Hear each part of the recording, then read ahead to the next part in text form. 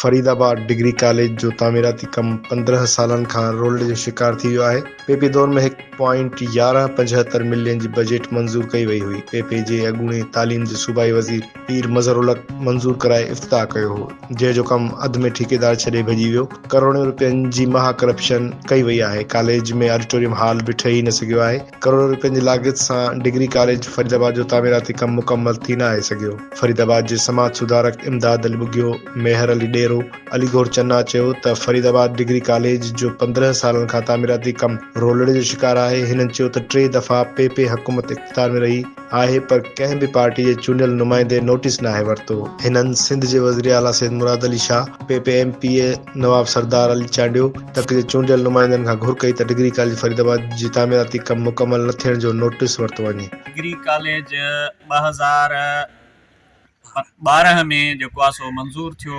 People's party जे दौर में सूबाई वज़ीर पीर मज़हरुल हक़ हिन जो बुनियादु रखियो, इफ़्तिताह कयो हो ऐं 1,11.75 बजट हिन जी मंज़ूर थी हुई ऐं उन खां पोइ ठेकेदार अली अकबर कमु शुरू कयो, जंहिंजो तामीराती कमु मुकमल थी न सघियो आहे। सालनि खां डिग्री कॉलेज फरीदाबाद जो तामीराती कमु रोलड़ जो शिकार आहे। हितां जो इलाइक़े वासी सवें ॻोठनि उन्हनि जा शागिर्द दरपदर वारी ज़िंदगी गुज़ारे रहिया आहिनि। हिते हाई स्कूल मौजूदु आहे, उनखे बि अपग्रेड न कयो वियो आहे। डिग्री कॉलेज जो कमु त रोलड़ जो शिकार आहे। असीं आला अख़्तियारनि खां इहो मुतालबो था करियूं त जदीद सिस्टम आहे, जदीद दौर आहे, पर असांजा जेके इदारा आहिनि, तालीमी इदारा जेके ठाहे न सघिया आहिनि, उन्हनि ते अरबें रुपया बजट मंज़ूर कराए किरोड़े रुपयनि जी जेको आहे सो करप्शन महा करप्शन करे उन्हनि खां हथ कढी ठेकेदार भॼी विया आहिनि।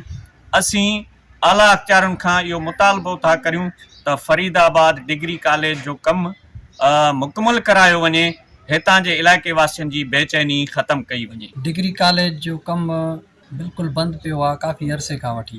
इफ़्तिताह त हिन जो 2012 खां थियो आहे, पर 15 साल गुज़रण जे बावजूदि बि हीउ कमु रोलड़ जो शिकार रहियो आहे।